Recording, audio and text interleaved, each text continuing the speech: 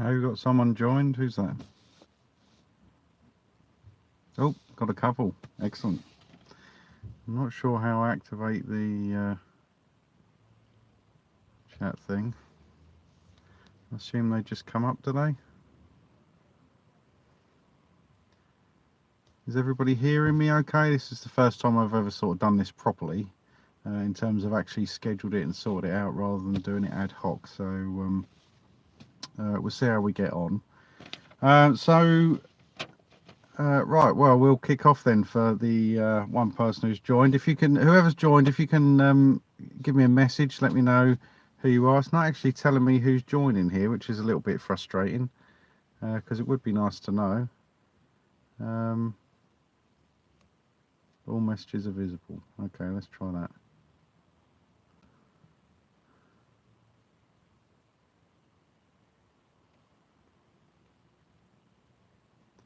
Okay. Right, I'll just give it a couple of minutes and see if anybody else is joining. I'm going to cover some things today to do with the MR2, a couple of channel things. I was planning on actually doing some things on the MR2 whilst doing this. However, it has decided to typically rain all day. If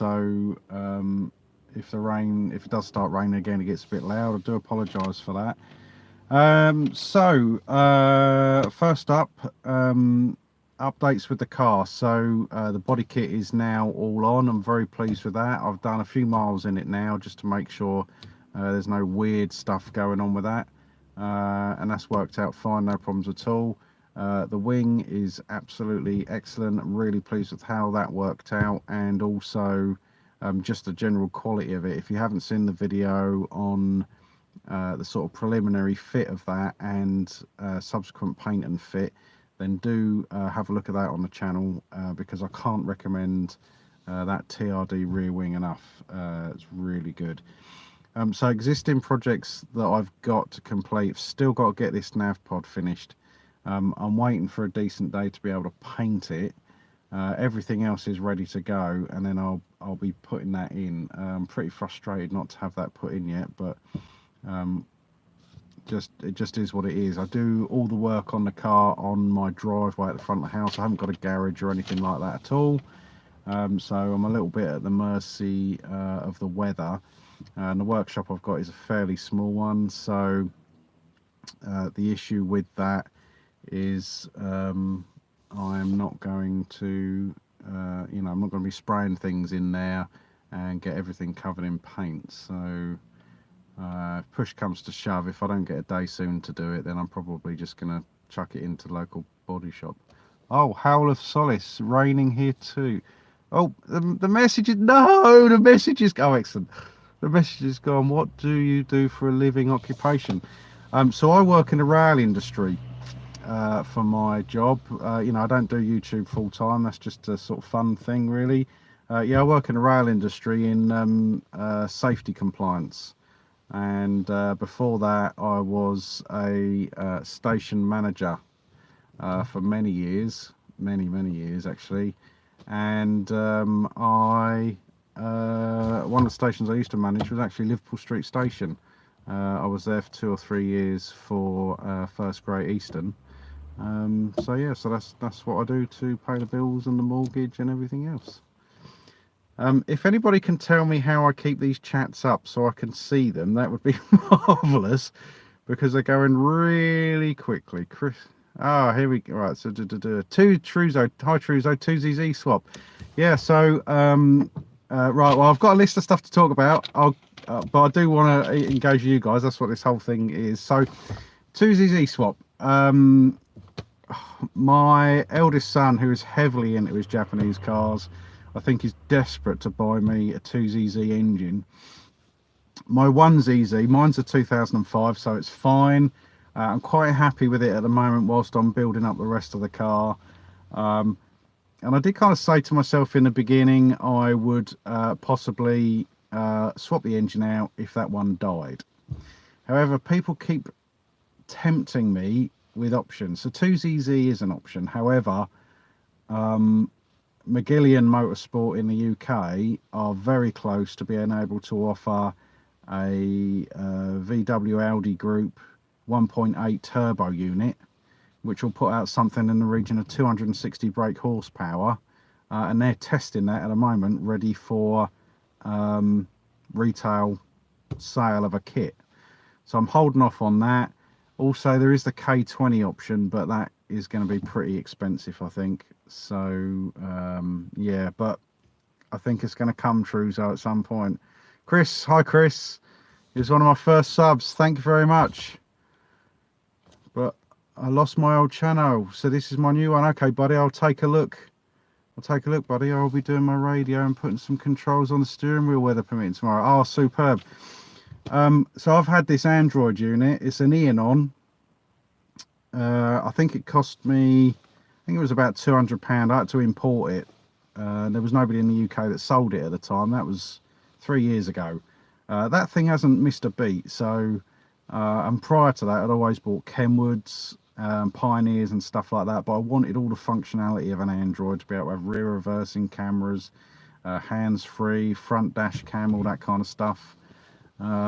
So yeah, definitely recommend. What steering control are you going for, Chris? So I've put in it's a Sony RMX2S. It's one of those little stalk things.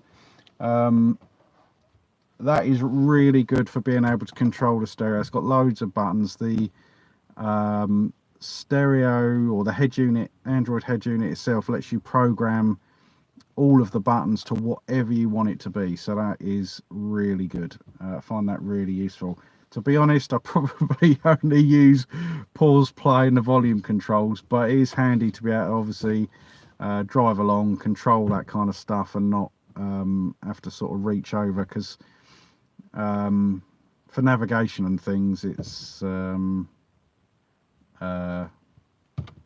bit low, which is why one of the reasons why I'm putting the nav pod in. Not the main reason.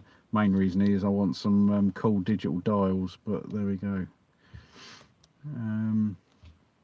I'll just go get it so I can get the name. Yeah, okay, cool. Is it an Android one you're going for? I think people in the beginning were a bit dubious with the Android, the sort of Chinese head units. I think by and large they're all roughly the same. Mine's a GA2114. I put that in with a set of focal component front speakers, which are AS165s. They are absolutely brilliant. Bit pricey for them, well, probably not for components, but a bit pricey for the money. They're 100 and something pound. I can't remember now, it's about 3 years ago. So I've got the head unit, the focal components, and then in the rear storage compartment there I've got a Kenwood, one of those little compact subs. That thing is absolutely brilliant for the money, really kicks, and I'm really pleased with that.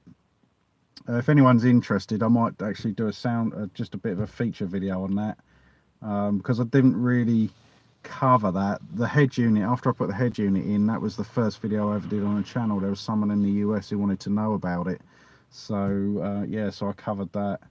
But the speakers and the sub going in I didn't really do, but I've got some decent sound recording equipment now, so I can actually give you as close as I can to a sort of real world sound to the car, to the system. Right, so yeah, so navpod's nearly done. I've just got to paint the thing and then I've got to get it in. What do you call it? The problem I had with it is, like, once it's in, you can't access power and buttons and things like that. So I had to hack the Android system to be able to put on-screen buttons to be able to do that, which is done. So I should, when I do the install video for that, I shall go through the steps that I did, should anybody want to do that. A Samsung 7-inch Tab 3 fits in that one fine. How size? Just sold a MR2. No! But I've been watching videos for a while and they're very interesting and helpful. Oh, you're very welcome. You're very welcome. It's very kind of you to say. Yeah, I just, you know, I'm just a guy on his drive building a car, really. Haven't got any prior sort of formal training or anything like that. A bit of previous experience, and that is it. Hi Chris, Hen Hara head unit with 10 button LED steering wheel controls. Oh, that sounds cool. Yeah, you'll have to get a video or a picture of that up. That sounds really interesting. Yeah, I'd like to see that. Can't be a good bit of gadget and LED, absolutely. Right, yeah, so that's the nav pod. Manifold, that's still outstanding. That's sitting in the shed, workshop, whatever you want to call it, ready to go on. And when I picked up the hardtop, the same guy, Matt, if you're watching this, thank you very much, because you did me an absolutely blinding deal. I bought a custom-made stainless Long Life exhaust. Long Life is a brand in the UK, and they lifetime warranty their exhausts. So I was really pleased to get that. The build, the look, and apparently the exhaust note is pretty much the same as the TTE. Toyota Team Europe exhaust, which everybody likes to try and get hold of, but these exhausts are getting towards 10-15 years old now, unless you buy a new one for Remus, because it was Remus who, yeah, they are rare, Daniel. Hi Daniel. They are pretty rare.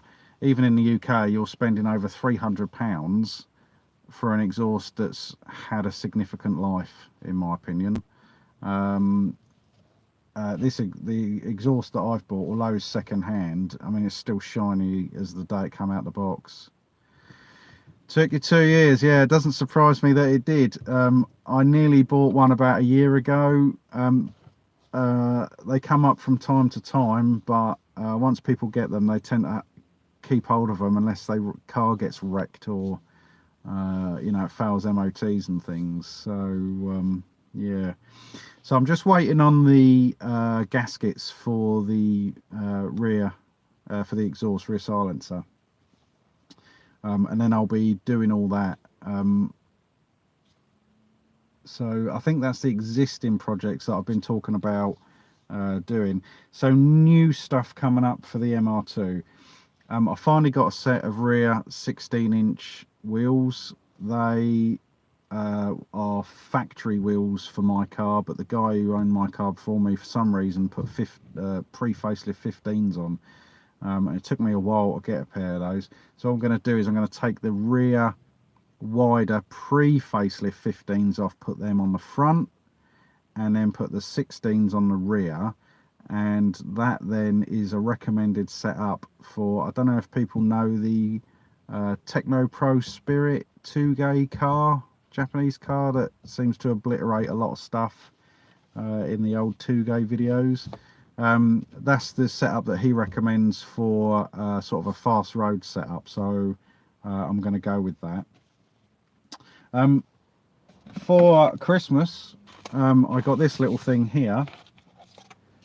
I do love a good gadget. Shift light. So this is a sequential shift light. It's got a 3-wire connection, positive, negative, and then that connects onto the tacho signal at the rear of the cluster. I've got the wiring diagrams for that, and there was a couple of guys on the UK Roadster group on Facebook discussing it, and they'd actually one of them had put one of these in. So this is going to go in. It's going to sit on top of the steering binnacle just underneath the rev gauge. So that lights sequentially in and then flashes, I think, white when it gets to max, and you can set it. It's made by a company called GHS. They sell on eBay for £45, and it's quite a nice made unit. I mean, when you consider, I would have got one of those, I don't know if you've seen the chip and nut ones. He tends to advertise his stuff on eBay. He's in the US. They're over £100 and something. However, it doesn't ship to the UK. So I was going to get one of those because then it would have curved nicely. But yeah, so that is going to be going in. Sorry, I just missed some messages there. Come back. Where are my messages? Oh, here we go. Chris, very lucky, managed to buy Mark III full TTE kit and exhaust. Blimey, that was a good find. Hi Jordan. Welcome. Daniel, had to refurb mine, was okay. 350, but yeah, I mean, they do sound good. TTE turbo kit, even rare. Yeah, yeah. I've not actually seen one of those. Not seen one. 350, I did not know they go for that much. Yeah, I think, Chris, the average price I've seen them for is about £300. I've not seen one under £300 unless it's been bent. Yep, nice to see you too, Jordan. Yep, so yeah, I'll try and keep up with the oh, Jordan Lee, you're from Malaysia. Hi Jordan, thanks for coming in. That is where my rear wing came from Rexy Pow in Malaysia. I don't know if you're anywhere near him, but that was an excellent bit of kit. I wish all glass fibre reinforced stuff was the same as that rear wing, because the quality was amazing. So that seems very expensive. What seems very expensive, Chris?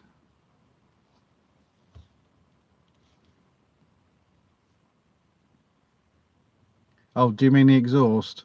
Yeah. Yeah, I mean, when you, as I say, when you think that these exhausts are coming up for sort of, yeah, the exhaust, yeah, and that's why I didn't go for one of those in the end. I know they're stainless and everything, but it'll have had a 15-year, however many miles life. So, Chris McAvoy, hello Chris, watching your stuff for a while. We'll be getting MR2 soon. Thanks for the info on the not. Yeah, you're welcome. I mean, I'm glad everybody finds this stuff useful, because when I first bought my car, I couldn't find anything on this car on YouTube. So I thought, as I did stuff, I'd just film what I did and it go from there. Before I started to do the channel, I did a couple of sort of photograph how-to things.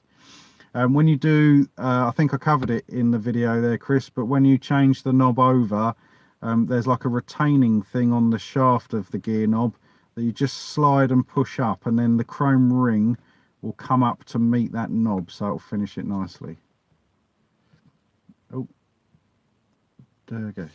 Hi Durgesh, thanks for coming along. Okay, so so that's the shift light, and I was hoping to get that in today, but it's raining, so that's not going to happen. So next thing I picked up, oh thanks Chris, I'm pleased they do help people, because when you're a guy or girl doing this sort of stuff on your driveway, you know, it can be tough. You're sitting there trying to figure out how to do this stuff, and I think if you got something that will give you a bit of a guide, it certainly helps you out. If anybody knows in this live chat how I keep the feed up permanently, then let me know, please, because it keeps disappearing. Oh, that's really kind of you. Thank you, Chris, for your super chat there. I really appreciate that. That's going to help me buy some things for another project, which I'm going to be talking about shortly. I really appreciate that. Thanks a lot. So next little project is this. So I don't know about you, people who own Roadsters, I always feel like there should have been an armrest. This center console looks like, I'll get my arm out of the way there. Yeah, this center console here always to me looks like it's never been finished properly. I mean, what the purpose of that is anyway. So I was looking at armrest options. Now there's used to be the guy in the UK who made an armrest. He doesn't do it anymore, unfortunately. There's a guy in the US who makes an armrest, and I did think about making one of them. And then a friend of mine's got an Audi A4, and they have these. So this on an Audi A4 fits onto like a top box of the armrest, and that whole box thing kind of pivots back, and there's a cubby, and this thing lifts up. And I thought, that's small, I'll have a look into that. So I did a bit of a Google, and if you have a look on Spider Chat, somebody had already cottoned on to the fact that this could be used. I thought, right, okay, well that's obviously a goer, because people are already doing it.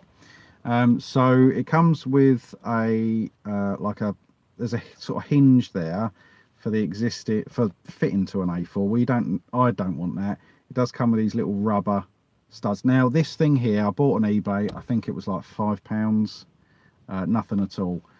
So I've already taken off that catch. I'm just going to tidy that up a little bit more. I did think about the possibility of being able to actually fit that in so it does hinge. But there's two things with that. First off, I'm kind of making work for myself. I never use this. I never use it for anything. The only thing it ever gets used for is the controller for my compact subwoofer. It just sits there. So I'm going to have to remount that. And plus also your handbrake cables are underneath here. I just didn't want to do it. So what I did was, what I'm going to do is I'm going to cut them off.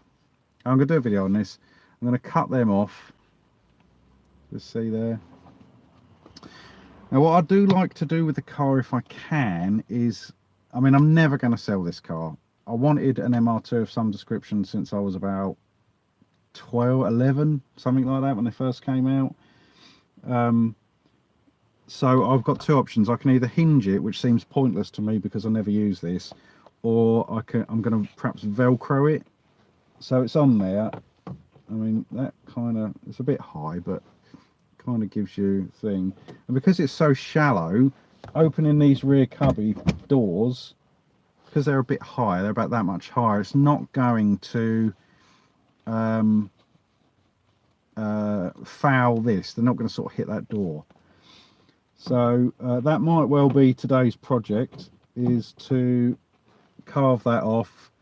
And I'm only going to get sticky back Velcro. I'll probably run 2 lines down the curve of there, and then they'll stick on there, and perhaps one on the front, I'm not sure. And then they'll stick there. There is a Rover in the UK. There was a Rover 25 car. They're not made now, obviously they're quite old, and some people fit those there. But I find when I'm changing gear, when my elbow comes back, it would potentially hit that, so I didn't want to do that. So that's coming up. Next thing, when I fitted the rear wing, let's just check I haven't missed any messages. Sorry people. I have. Jordan, how many O2 sensors under the exhaust? I've just found out 2 sensors placed on manifold, but some of them have got 3. So there's 3 O2 sensors on the car. There's 2 which, if you look in the engine bay, you'll see from the top, because the cables for those disappear into the manifold heat shield if yours is standard. There's 2 on the top which sit above the precats, and then there's 1 underneath, which is just past the catalytic converter. So if you've got the rear engine tray, or nappy as it's called in the UK sometimes, if you take that off, you'll very clearly be able to see that, and there's the 3. Generally speaking, if your check engine light comes on, 9 times out of 10 it's because of an O2 sensor, especially if you move them. They hate being moved. I've had to change just 1 on mine, which was the one which was after the main catalytic converter, and yeah, since then it's been fine. I've had no issue. I can't help but feel when I change the manifold and the exhaust, I'm probably going to have a sensor fail, because that just seems to be what happens with them.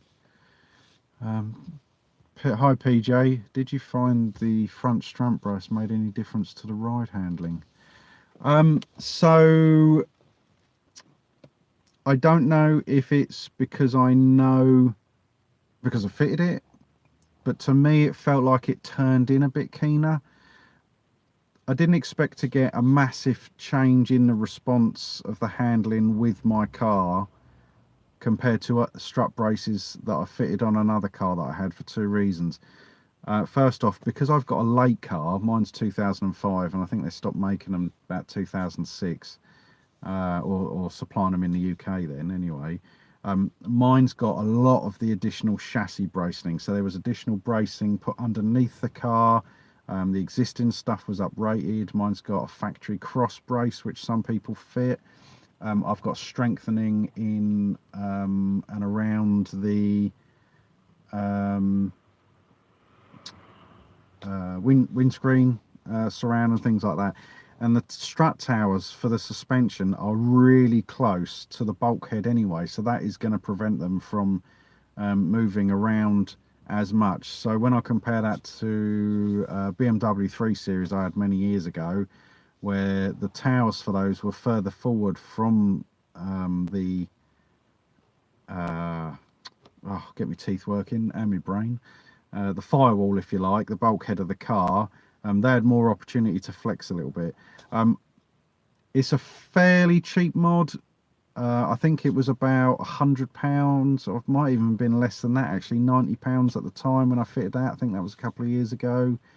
So I was quite happy to fit it. I think it was I think it added a bit for turning in, but I think what I've got coming up in terms of mods, which I'll talk about soon, in terms of chassis upgrades, I think that'll probably bring more benefit there. Let's just have a little. Yours, Jordan, yours just has 202 sensors only. Oh, okay. I've not come across that. So the two that you've got, I'm guessing they're in the top manifold, and you haven't got one after the catalytic converter underneath. No, I've not come across that. I thought they all came with three. Yeah, Truzo. Mine has TT lowering springs on stock struts. Handling is much better. Yeah, mine's factory at the moment. That is something that I'm going to be coming on to. So I digress. So fitted the rear wing. Absolutely love that. Looks amazing. In my mind, it adds 5 brake horsepower. Of course it doesn't. But what it does mean is that when I pop the engine lid to do anything, it doesn't actually pop now because of that additional weight. So I've got this kit here to fit. It is from Autobarn 88. It's quite pricey in my opinion for what it is. I think it was something like £60. This is the rear engine lid. They do a front bonnet kit as well. But I have to say, when it turned up, the kit is quite nice. You get the 2 struts, you get some grease for greasing the ball joint mountings, you get all the ball joints. I don't know if you can see there, yeah, just about. They are actually labelled for fender or wing in the UK, as we know it as, and for the engine lid, so you're using the correct ones. There's a link for an instruction install video, and there's installation instructions as well. If it's once again stops raining today, I hope to get that on as well. And I'm hoping what that's going to do is when I do release the engine lid, it just pops up a little bit, just enough to be able to you know, to spring that up so I can lift it up. I can just, as soon as I literally just put a finger on that spoiler, it just pops it up anyway, so it's not massively heavy. And plus it's a gas strut. Who doesn't like a gas strut upgrade where you haven't got one? So what else have we got? Dash cam. Yeah, I haven't got that in the car. I've got a camera fitted to the Android head unit, and that works fine, but what I want is just a fixed unit dash cam. It will live behind the wing mirror as mine does currently. I'm not going to be able to turn that around, I don't think, to show you. No, it's just out of view. Yeah, so I'm going to take that camera out, which connects to the Android head unit, and put in a fixed dash cam.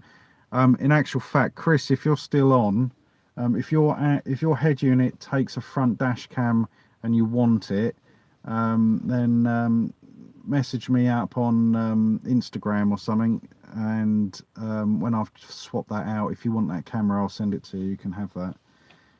It does an admirable job, but I am just someone who, when I take this out, forget to if I don't put the head unit on, the stereo on, I've got no dash cam, and I just want it to run and work. So it's a front and rear dash cam, so I'm going to do that as well. Put them both in, yeah.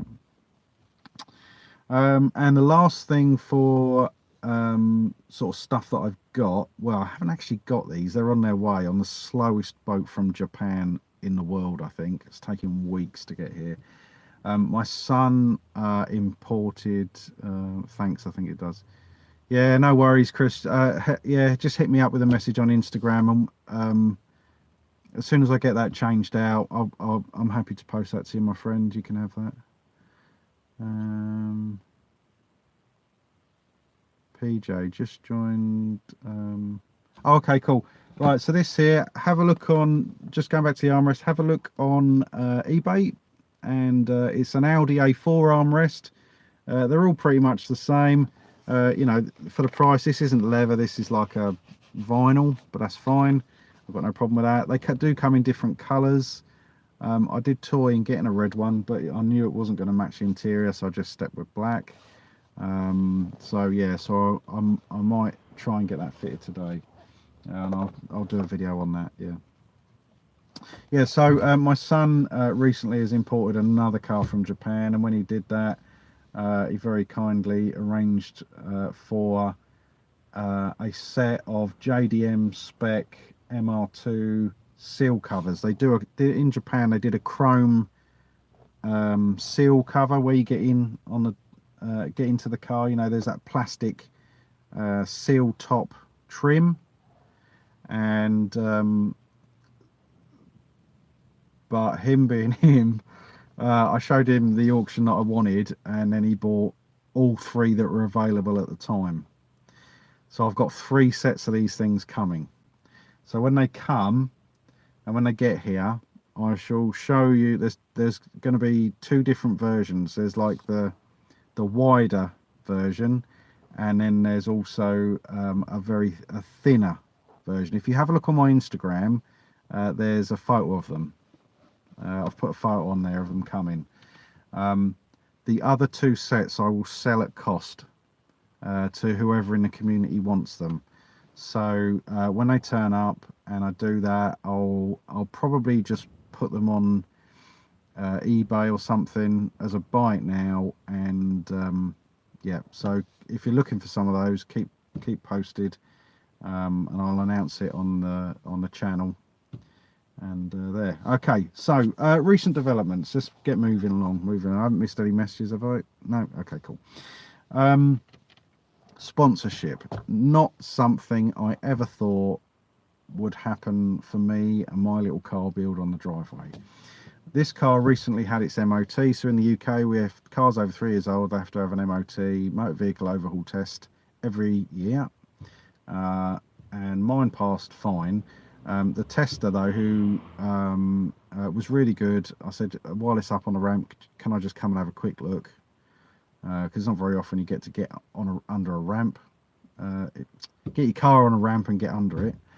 And so he did, and the roll bars are a bit corroded. There's some underbody, not massive bits, there's just little bits that I want to touch up, and I thought perhaps I'll upgrade the rear roll bars, and this is where I think it's going to give me some additional benefits in terms of handling. So had a look around, and there's a company called Whiteline, and I thought, okay, they do seems to be some popular products. I think they're an Australian company originally. They sell all over the world. There's a Whiteline thing in the UK. And then when I was looking at their website, there's a thing for sponsorship, and I thought, okay, that looks interesting. I think what I'll do is, well, if you're not in it to win it, then why not? So they got a really lengthy application process for sponsorship, and so anyway, so I filled this in. Obviously I guess having the channel helps because they need a bit of exposure for their products, and couldn't believe it. A week or so ago got an email from Whiteline. They'd selected me as a brand ambassador, which was just absolutely brilliant for me. So I get a nice discount on now all the parts that they do for our MR2, and I bought them all. So I bought front and rear anti-roll bars or sway bars, depending on where you come from, poly bushes, camber bolts, and all that kind of good stuff. So I ordered that, I think it was Friday night, a couple of days ago, and when that gets here, I shall well, I need to also think about the springs, so I'm going to order a set of Tyne springs. I don't want to go coilovers, they're too harsh. It's not going to be you know, mainly track, so going to get some Tyne springs as well. New drop links, that kind of stuff. But you know, this stuff gets expensive building these cars. So the whiteline stuff's coming. The springs and the drop links, they'll have to wait a little bit until I recoup some funds, save up some more pennies to be able to buy that. And then when I've got that, I'm going to put all that on. And then I had a chat with Rogue Motorsport in the UK, who are heavily involved in the MR2 championships, motor racing in the UK, and said to them, right, look, I've got this car, I'm going to fit all this gear on there. Can I bring it up to you? They're about 2.5 hours away from me, but they come very well recommended. Paul Saunders, if you ever see this video, thank you for giving me the heads up on the excellent setup they did with your car. So yes, I had a chat with them. You know, they're not doing it for free or anything. I've got to pay them, but what they are going to allow me to do is cover it on a video for the channel. So that'll be really good, and I'm really expecting some good things, because one thing these cars do really benefit from is a good alignment and geometry setup. So that's good. So I think that's about it from me, unless anyone's got any other questions. I've got some tool reviews coming. I've got this new super duper chop saw thing. I needed something for cutting metal because I need to make a new battery tray for the larger battery that I've got. And I was thinking about one of those angle grinder holder things that you chop. Didn't go with that in the end. So I've got a review coming on that, which I filmed. I've just got to splice all that together. Yeah, so thank you everybody for your support. If you've got any other questions, then just pop them in there and I'll answer them before I go.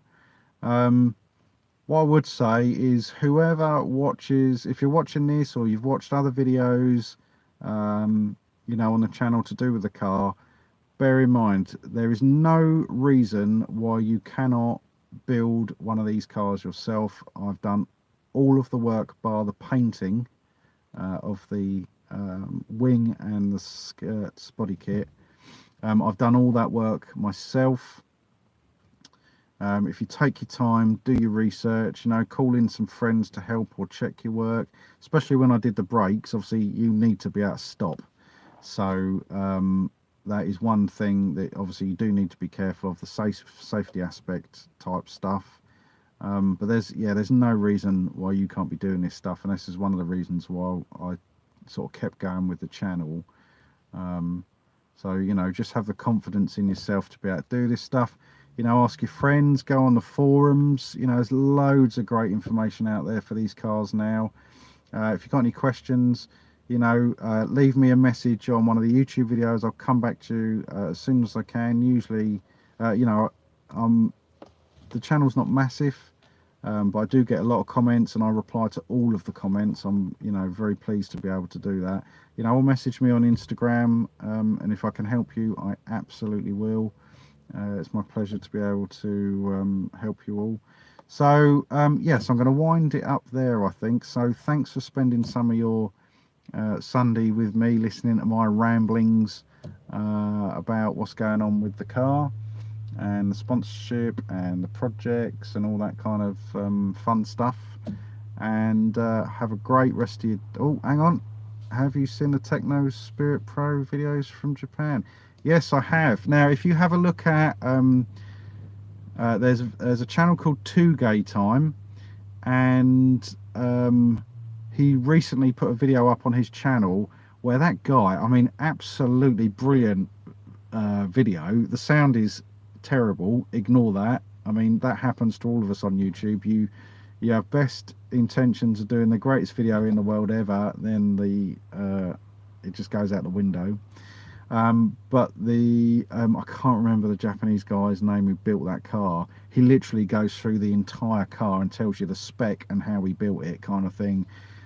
Brakes, cooling, chassis, engine, all kinds of stuff. The amount of that car that is stock when the 2Gay videos were shot, just incredible. Cooling was stock. Brakes were stock apart from carbon pads. I mean, that is amazing. I've got stock brakes with the exception of having Goodrich braided brake lines on. Yeah, so other than carbon pads, it even goes into the detail of spring rates if you want to put coilovers stuff on, wheel and tyre sizes. So definitely check that channel out, 2Gay Time. He's got an Instagram as well, but it really valuable video if you're thinking about building a track car or a fast sort of road car. Absolutely out of this world. Do you know if anyone produces a steering wheel spacer to move the wheel closer?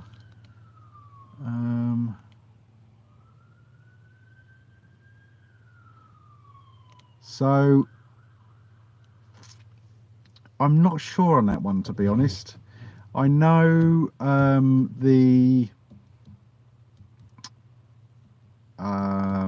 I've been looking at steering wheels at the moment. I'm not sure if I'm going to change the steering wheel out. I kind of like the idea that if I ever, God forbid, get involved in a crash, I'm not going to smash my face on a steering wheel without an airbag, because the airbag will deploy hopefully. So I'm not sure about that. A lot of people have, yeah, I know that if you get an aftermarket steering wheel, you can get different spaced bosses, so it can bring it closer towards you. But I don't know about a spacer for a steering wheel, I'm afraid. It's not something that I've ever actually come across. Did the braided lines make an improvement?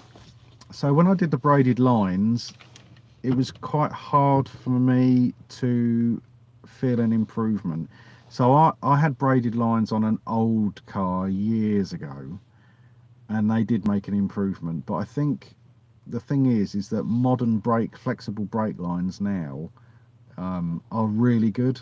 You know, I don't necessarily think they suffer as much with bulge and flex and everything else perhaps as they used to be, because braking systems have improved massively as well.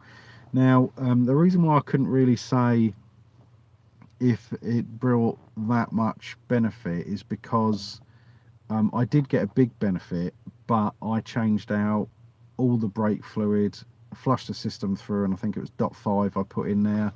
I put rear new calipers on, all new brakes, pads, brake lines, you know, refreshed the whole thing. The pedal feel is very good, it's very firm. Whether that's down to the Goodrich lines, I'm not too sure. Yeah, you're welcome, PJ. You're more than welcome. As I say, any questions, just hit me up on Instagram or comments on the channel, and you know, I'll come back to you as soon as I can. I think what I would say with just one thing on the braided lines is, would I do it again now if I hadn't spent the money? Possibly not. They do look cool. I'm not really sure they bring that much of a benefit, and certainly yeah, I think it's just for a personal preference. I don't think it made that much difference, to be honest. So what I would definitely say though is that if your brakes are a bit dodgy, definitely have a look at the rear calipers, because the design of those is a bit questionable. I mean, they're obviously designed well, but they need maintenance, and if they've not been maintained, you're definitely going to have problems. A pop in the UK, where obviously, you know, we have a lot of rain. I live near the coast. That certainly doesn't help. You're going to have some problems. Dave Richards. Hi, Dave. Thanks for your videos. Yes, you can do most jobs on a car, and they can be a bit expensive to change. In the process of changing my SMT to a manual setup. Wow. Yeah, that is a job. That's a job. I don't think there's that many SMTs. Are you in the UK, David? I don't think there's many SMTs in the UK left. There's a website you can go on called How Many Left, where it uses the data from the driver vehicle licensing people, the government. tell you how many cars of however many type are left, and I don't think there's many left of those. It looks cool, but by all account, you know, with obviously the button shifting, but I know they have a lot of problems in terms of malfunctions and things, and then it gets pretty expensive by all accounts. I've got 6-speed manual in mine with a rear limited slip. Yeah, South Wales. Yeah, so you get your fair share of rain as well then, I guess. Yeah, are you covering that on anything? I'd be interested to see how that goes. Are you doing, like, have you got a build thread somewhere on your car? Certainly, if you've got an MR2 and you've got a build thread or you've got a video, then you know, send me a link and I can feature the channel on or your channel on the channel, because you know, we're all, hopefully, you know, we're all just trying to help each other maintain our cars or improve our cars or whatever we want to do, just as best as we can. So yeah, okay, so I think I've probably waffled on enough. So thank you very much for joining me today and taking some of your day out to join me. Let's just whiz back and make sure I haven't missed any messages. No, Chris, if you're still on, thank you very much for my super chat, sending that through. You are the first person ever to do that. To be fair, it's the first time I've ever used it. Well, I say used it, it just got activated because I passed 1,000 subscribers, which is a miracle in itself, but there we go. So yeah, so thanks for joining me, everybody. Have a great rest of your day. Don't hesitate to get in touch if I can help you with anything via Instagram or the YouTube channel, and I'll see you on the next video. Bye for now. Say bye for now. Here we go.